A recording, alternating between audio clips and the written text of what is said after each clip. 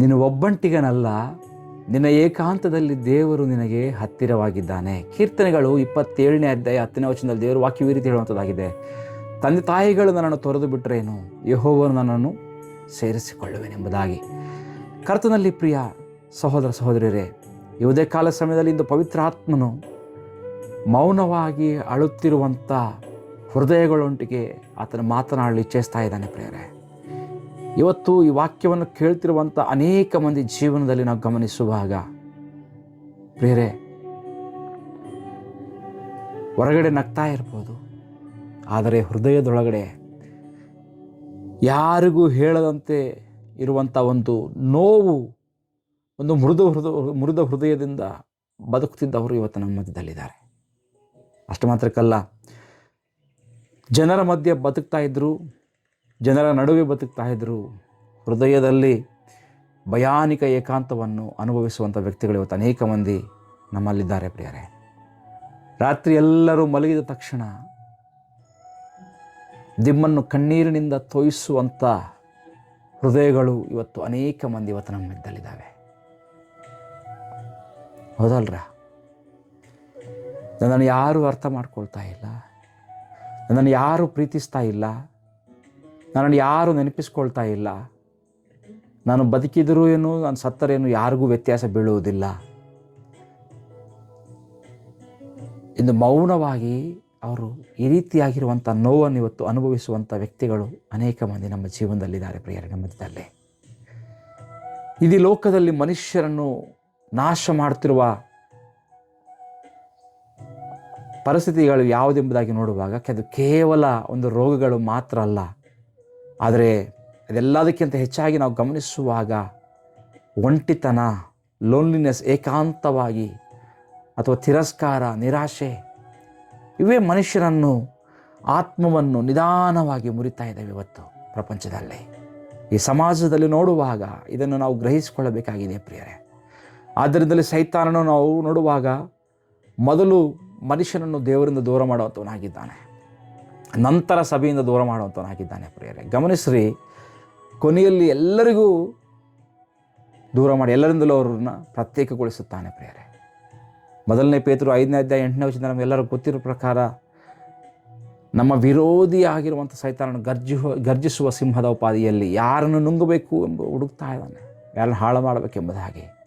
ನೋಡ್ರಿ, ಸಿಂಹವು ಯಾವಾಗಲೂ ಹಿಂಡಿನ ಮಧ್ಯದಲ್ಲಿರುವ ಪ್ರಾಣಿಯನ್ನು ದಾಳಿ ಮಾಡೋದಿಲ್ಲ ಪ್ರಿಯರೇ. ಹಿಂಡಿನಿಂದ ಬೇರ್ಪಟ್ಟಿರುವಂಥ ಪ್ರಾಣಿಯನ್ನೇ ದಾಳಿ ಮಾಡುವಂಥದ್ದಾಗಿದೆ ಅನೇಕ ಸಂದರ್ಭಗಳಲ್ಲಿ ನೋಡುವಾಗ. ಅದೇ ರೀತಿಯಲ್ಲಿ ಸೈತಾನನು ಸಹ ಏಕಾಂಗಿಯಾಗಿರುವಂಥ, ಒಂಟಿಯಾಗಿರುವಂಥ ಹೃದಯಗಳ ಮೇಲೆ ಹೆಚ್ಚು ದಾಳಿ ಮಾಡುವಂಥವನಾಗಿದ್ದಾನೆ.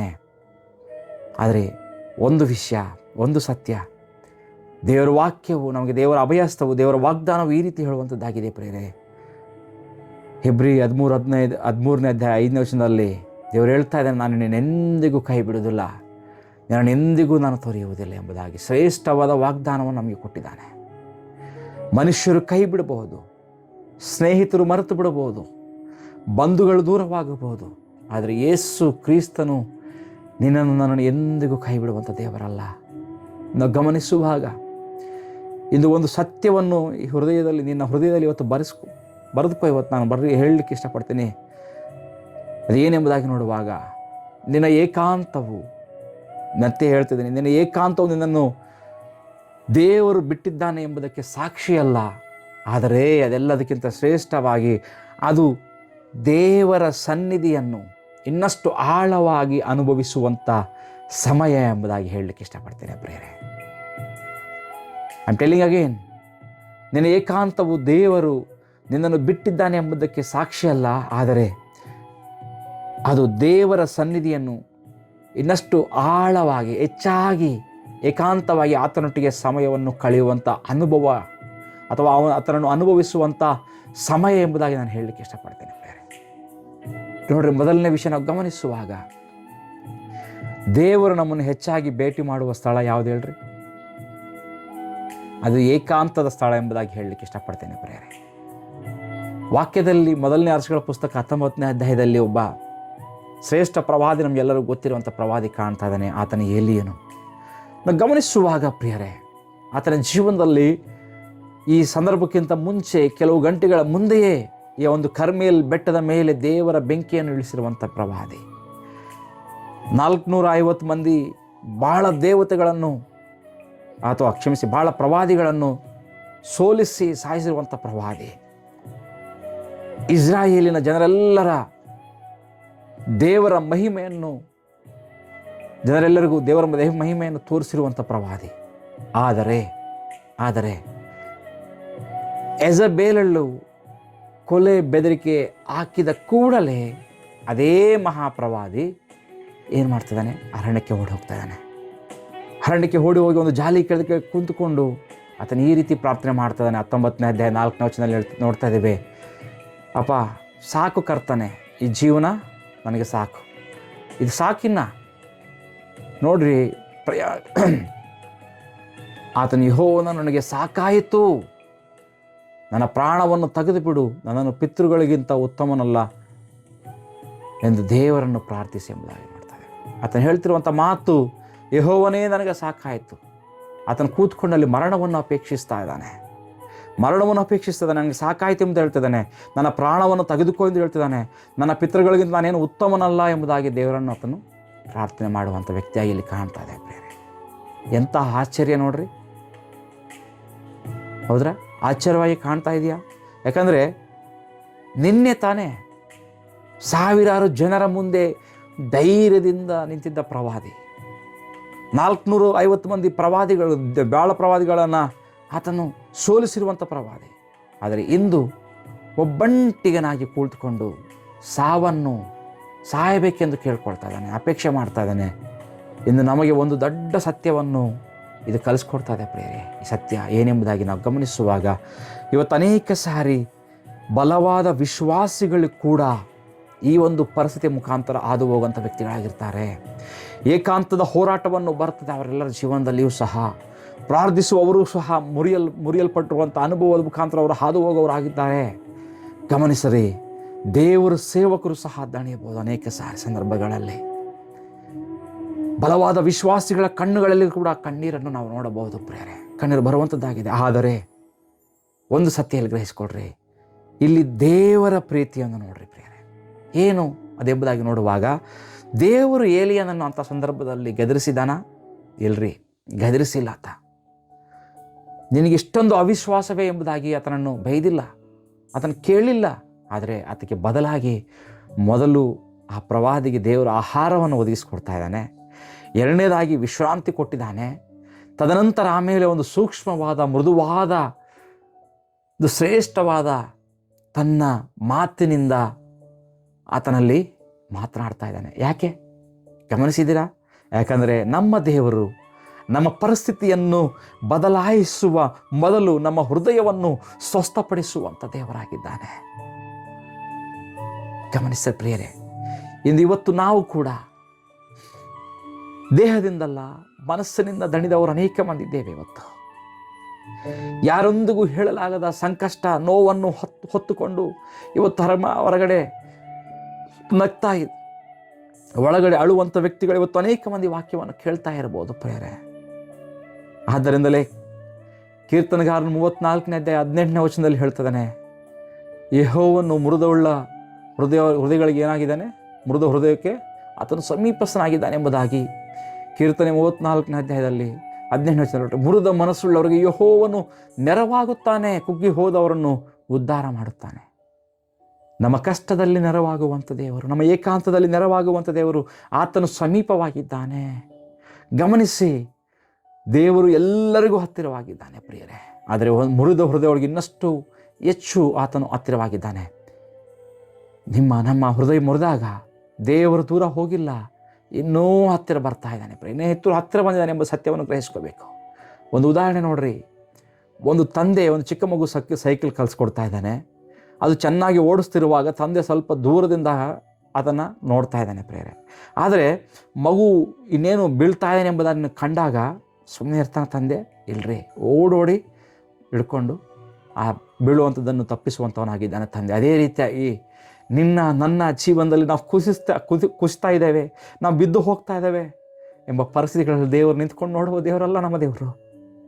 ಆತನ ಸಮೀಪಕ್ಕೆ ಬಂದು ಓಡೋಡಿ ಬಂದು ನಮ್ಮನ್ನು ಅಪ್ಪಿಕೊಳ್ಳುವಂಥ ದೇವರು. ಅದಕ್ಕೆ ದೇವರ ವಾಕ್ಯವೇ ಯೆಶಾಯ 41:10 ವಾಕ್ಯ ಹೇಳುವಂಥದ್ದು, ಭಯಪಡಬೇಡ, ನಾನು ನಿನ್ನೊಂದಿಗಿದ್ದೇನೆ ಎಂಬುದಾಗಿ. ಭಯಪಡಬೇಡ, ದಿಗ್ಭ್ರಮಗೊಳ್ಳಬೇಡ, ನಾನು ನಿನ್ನೊಂದಿಗಿದ್ದೇನೆ, ನನ್ನ ಬಲಗೈ ನಿನಗೆ. ನೋಡ್ರಿ, ನಾನೇ ನಿನ್ನೊಂದಿಗಿದ್ದೇನೆ, ದಿಗ್ಭ್ರಮಗೊಳ್ಳದಿರು, ನಾನೇ ನಿನ್ನ ದೇವರು, ನಾನು ನಿನ್ನನ್ನು ಬಲಪಡಿಸುತ್ತೇನೆ, ಹೌದು ನಿನಗೆ ಸಹಾಯ ಮಾಡುತ್ತೇನೆ, ನನ್ನ ಧರ್ಮದ ಬಲಗೈಯನ್ನು ನಿನಗೆ ಆಧಾರ ಮಾಡುತ್ತೇನೆ ಎಂಬುದಾಗಿ ಗಮನಿಸುವಾಗ ಪ್ರಿಯರೇ, ದೇವರು ನಮ್ಮೊಂದಿಗಿರುವಂಥ ದೇವರಾಗಿದ್ದಾನೆ ಏಕಾಂತದಲ್ಲೇ. ಎರಡನೇ ವಿಷಯ ನೋಡುವಾಗ, ನಿನ್ನ ಏಕಾಂತವನ್ನು ಯೇಸು ಕ್ರಿಸ್ತನು ಸಂಪೂರ್ಣವಾಗಿ ಅರ್ಥ ಮಾಡಿಕೊಳ್ಳುವಂಥ ದೇವರಾಗಿದ್ದಾನೆ. ಬಹಳ ಮಂದಿ ಹೀಗೆ ಹೇಳ್ಬೋದು, ಇವತ್ತು ನನ್ನ ನೋವನ್ನು ಯಾರು ಅರ್ಥ ಮಾಡಿಕೊಳ್ಳುವುದಿಲ್ಲ ಎಂಬುದಾಗಿ. ಆದರೆ ಯೇಸು ಕ್ರಿಸ್ತನು ಅರ್ಥ ಮಾಡಿಕೊಳ್ತಾನೆ ಪ್ರಿಯರೇ. ಯಾಕೆ ಗೊತ್ತಾ? ಆತನು ಕೂಡ ಏಕಾಂತತನವನ್ನು ಅನುಭವಿಸಿದ್ದಾನೆ. ಆತನು ಕೂಡ ಏಕಾಂತತನವನ್ನು ಅನುಭವಿಸಿದ್ದಾನೆ, ಒಬ್ಬಂಟಿಗೆ ತನವನ್ನು ಅನುಭವಿಸಿದ್ದಾನೆ.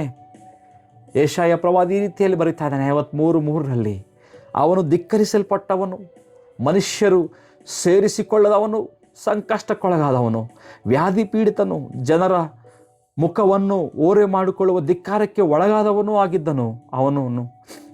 ನಾವು ಅವನನ್ನು ಲಕ್ಷ್ಯಕ್ಕೆ ತರಲೇ ಇಲ್ಲ ಎಂಬುದಾಗಿ ವಾಕ್ಯ ಹೇಳುವಂಥದ್ದಾಗಿದೆ ಪ್ರಿಯರೇ. ನಾವು ಗಮನಿಸುವಾಗ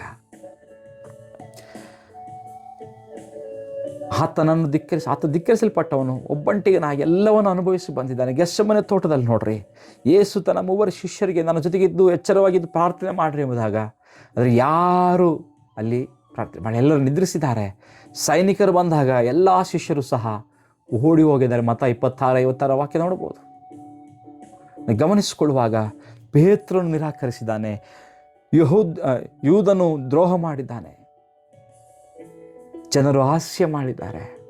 ಪ್ರೇರೆ, ಶಿಲುಬೆ ಮೇಲೆ ಯೇಸು ಕೂಗಿದ್ರಲ್ಲಿ, ನನ್ನ ದೇವರೇ ನನ್ನ ದೇವರೇ ನನ್ನನ್ನು ಯಾಕೆ ಕೈ ಬಿಟ್ಟಿದೆ ಎಂಬುದಾಗಿ 27:46 ಮತ್ತಾಯನ ಸುವಾರ್ತೆಯಲ್ಲಿ. ಯೇಸು ಎಷ್ಟೊಂದು ಏಕಾಂತವನ್ನು ಯಾಕೆ ಅನುಭವಿಸಬೇಕಾಗಿತ್ತು? ಇವತ್ತಾದರೂ ಆಲೋಚನೆ ಮಾಡಿದ್ದೀರಾ? ಯಾಕೆ ಅನುಭವಿಸಿದಾನ ಆತನು? ಇಂದು ಆತನು ಅನುಭವಿಸಿರುವಂಥದ್ದು ಇನ್ನು ನೀನು ನಾನು ಅನುಭವಿಸ್ತಿರುವಂಥ ಏಕಾಂತದಲ್ಲಿ ನಮ್ಮ ಜೊತೆಯಲ್ಲಿರಲಿಕ್ಕೆ ಮಾತ್ರ, ನಮ್ಮನ್ನು ಬಲಪಡಿಸಲಿಕ್ಕೆ ಆತನ ಒಂದು ಉದಾಹರಣೆಯಾಗಿ ನಮ್ಮ ಜೀವನದಲ್ಲಿ ಇವತ್ತು ಮಧ್ಯದಲ್ಲಿದ್ದಾನೆ ಪ್ರಿಯರೇ. ಬಹುಶಃ ಇವತ್ತು ನಿನ್ನ ಕುಟುಂಬದಲ್ಲಿ ನಿನ್ನನ್ನು ಅರ್ಥ ಮಾಡ್ಕೊಳ್ತಾ ಇಲ್ಲ, ಸ್ನೇಹಿತರು ನಿನ್ನ ಬಿಟ್ಟು ಹೋಗಿರಬಹುದು, ಸ್ವಂತ ವ್ಯಕ್ತಿಗಳನ್ನು ಕೊಂಡವರು ಇವತ್ತು ನಿನ್ನ ತೊರೆದು ಬಿಟ್ಟಿರಬಹುದು, ಇವತ್ತು ನಿನ್ನನ್ನು ಅವಮಾನಕ್ಕೆ ಈಡು ಮಾಡಿರಬಹುದು, ನಿನ್ನ ಪ್ರತಿ ರಾತ್ರಿ ಯಾರಿಗೂ ತಿಳಿಯದಂತೆ ಅಳ್ತಾ ಇರ್ಬೋದು. ಆದರೆ ಕೇಳಿ, ಇವತ್ತು ದೇವರು ನಿನ್ನ ಕಣ್ಣೀರನ್ನು, ನಿನ್ನ ಸಂಕಷ್ಟವನ್ನು ಬಲ್ಲಾತ ದೇವರಾಗಿದ್ದಾನೆ, ನಿನ್ನ ಕಷ್ಟವನ್ನು ಬಲ್ಲಾತ ದೇವರಾಗಿದ್ದಾನೆ, ನಿನ್ನ ದುಃಖವನ್ನು ನೋಡ್ತಿರುವಂಥ ದೇವರಾಗಿದ್ದಾನೆ. ನೀನು ಸುರಿಸ್ತಿರುವಂಥ ಕಣ್ಣೀರು ಒಂದು ಕೂಡ ವ್ಯರ್ಥವಾಗಿ ಹೋಗುವಂಥದ್ದಲ್ಲ. 56ನೇ ಕೀರ್ತನೆ 8ನೇ ವಚನದಲ್ಲಿ ನೋಡುವಾಗ, ಪ್ರೇರಣ ಗಮನಿಸುವಾಗ,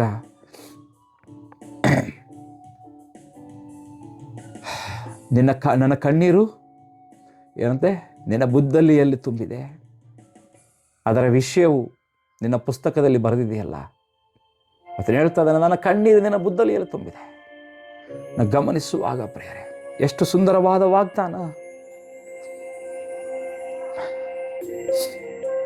ನಿನ್ನ ಪ್ರತಿಯೊಂದು ಕಣ್ಣೀರಿಗೆ, ಇವತ್ತು ನನ್ನ ಪ್ರತಿಯೊಂದು ಕಣ್ಣೀರಿಗೂ ದೇವರು ನೋಡ್ರಿ ಆತನು ನೋಡುವಂಥವನಾಗಿದ್ದಾನೆ. ನಿನ್ನ ಪ್ರತಿಯೊಂದು ಕಣ್ಣೀರಿನ ಹನಿಯೂ ಸಹ ಅದು ದೇವರಿಗೆ ಅಮೂಲ್ಯವಾಗಿದೆ ಪ್ರಿಯರೇ. ಸತ್ಯವನ್ನು ಗ್ರಹಿಸಿಕೊಳ್ರಿ. ಜನರು ನಿನ್ನ ನೋವನ್ನು ಮರೆತರೂ ದೇವರು ನಿನ್ನ ಒಂದು ಕಣ್ಣೀರನ್ನು ಮರೆತಿಲ್ಲ. ಸಹೋದರಿಯರೇ, ಆತ ನಿನ್ನ ಮರೆಯುವಂಥ ದೇವರಲ್ಲ, ಆತ ನಿನ್ನ ಎಂದೆಂದಿಗೂ ಕೈ ಬಿಡುವಂಥ ದೇವರಲ್ಲ, ನಿನ್ನ ತೊರೆಯುವಂಥ ದೇವರಲ್ಲ, ನಿನ್ನ ತಳ್ಳಿ ಹಾಕುವಂಥ ದೇವರಲ್ಲ. ಯಾರು ಬಿಟ್ಟರೇನು, ಯಾರು ಇದ್ರೇನು, ಯಾರು ಮರೆತರೇನು, ಯಾರು ತಳ್ಳಿ ಹಾಕಿದ್ರೇನು, ದೇವರು ನಿನ್ನ ತಳ್ಳಿ ಹಾಕುವಂಥ ದೇವರಲ್ಲ. ನಿನ್ನನ್ನು ಹತ್ತಿರಕ್ಕೆ ತಗೊಂಡು ಎದೆಗೆ ಒರಗಿಸಿಕೊಂಡು ಅಪ್ಪಿಕೊಂಡು, ಮಗನೇ ಮಗಳೇ ನಾನಿದ್ದೇನೆ ನಿನ್ನ ಜೊತೆಗೆ ಎಂಬುದಾಗಿ ಧೈರ್ಯದ ವಾಗ್ದಾನವನ್ನು ತುಂಬಿಸುವಂಥ ದೇವರು. ಇವತ್ತು ಜನರು ನಿನ್ನ ಮರೆತಿರಬಹುದು, ದೇವರು ನಿನ್ನ ಮರೆತಿಲ್ಲ. ಜನರು ನಿನ್ನ ಕೈ ಬಿಟ್ಟಿರಬಹುದು, ಯೇಸು ನಿನ್ನ ಕೈ ಬಿಡುವುದಿಲ್ಲ. ನೀನು ಒಬ್ಬಂಟಿಯಾಗಿರಬಹುದು, ಆದರೆ ನೀನು ಏಕಾಂಗಿಯಲ್ಲ. ಯಾಕಂದರೆ ಇಮ್ಮಾನುವೇಲನಾಗಿರುವಂಥ ಯೇಸು ಕ್ರಿಸ್ತನು ನಮ್ಮೊಂದಿರುವಂಥ ದೇವರಾಗಿದ್ದಾನೆ. ಇಂದಿಗೂ ಎಂದೆಂದಿಗೂ ಆತನು ನಮ್ಮೊಟ್ಟಿಗಿರುವಂಥ ದೇವರಾಗಿದ್ದಾನೆ. ದೇವರು ನಮ್ಮನ್ನು ಆಶೀರ್ವಾದ ಮಾಡಲಿ. ಆಮೇಲೆ